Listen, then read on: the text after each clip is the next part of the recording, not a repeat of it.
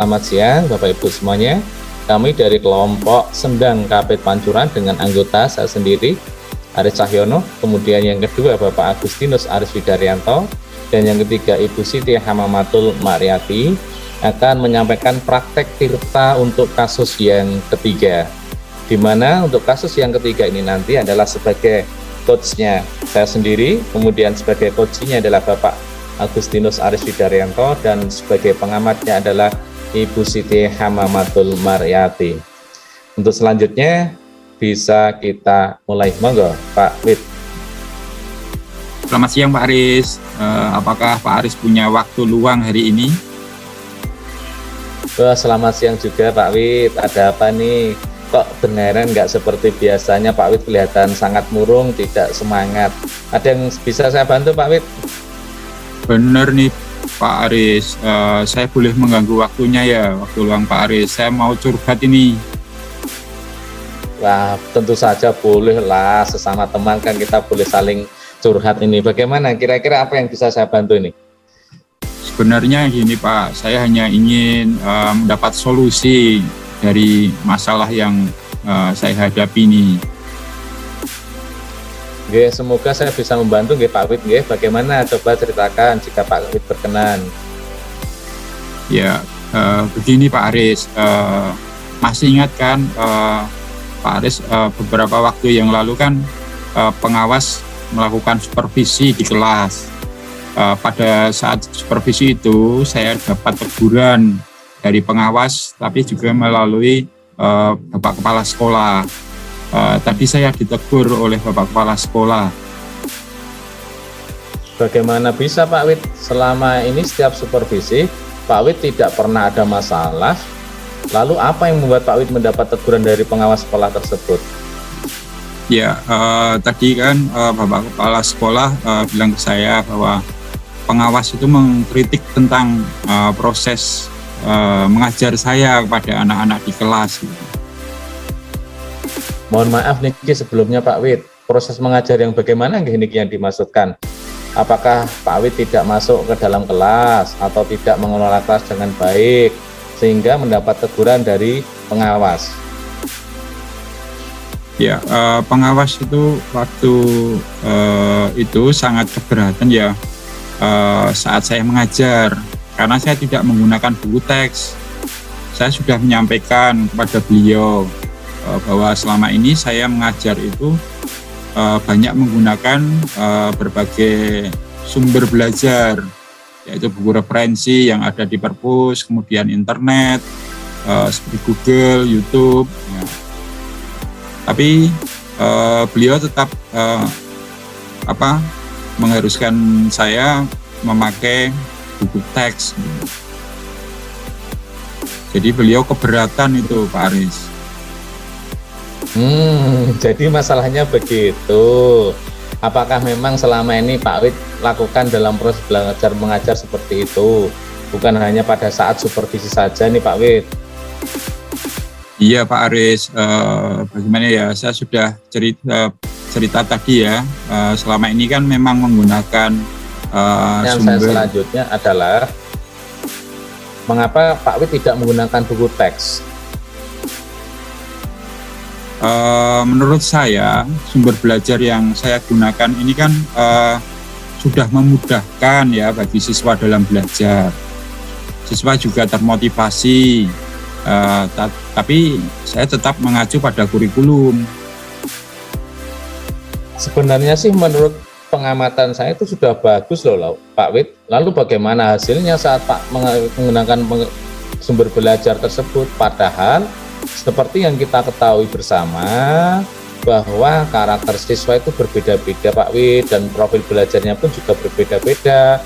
Ada murid yang suka membaca buku, ada yang belajar melalui video, ada yang kadang sering browsing di internet. Hasilnya pasti juga berbeda-beda. Iya juga Pak Aris, ada benarnya juga, karena saya juga melihat masih ada murid yang hasilnya kurang maksimal sih. Oke lah, sekarang nih bagaimana perasaan Pak Wid setelah bercerita dengan saya ini? Apakah sudah lega atau belum ini?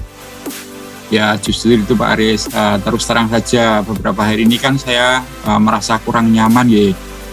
Saya menjadi banyak pikiran ya, jadi kepikiran terus ini dengan masalah ini. Akibat pekerjaan lain juga terbengkalai, tapi dengan cerita dengan Pak Aris ini saya juga ada sedikit lega begitu Pak. Dari yang saya lihat nih Pak Wid, saya dapat menyimpulkan bahwa yang membuat perasaan Pak Wid tidak nyaman itu karena saat supervisi Pak Wid tidak menggunakan buku teks itu saja kelihatannya. Maka pengawas memeringatkan Pak Wid, dan Pak Wid juga bisa memberikan argumentasi sehingga hal itu bisa membuat pengawas merasa agak tersinggung lalu menyampaikannya kepada kepala sekolah. Sekarang kepala sekolah juga menegur Pak Wid, begitu nggih?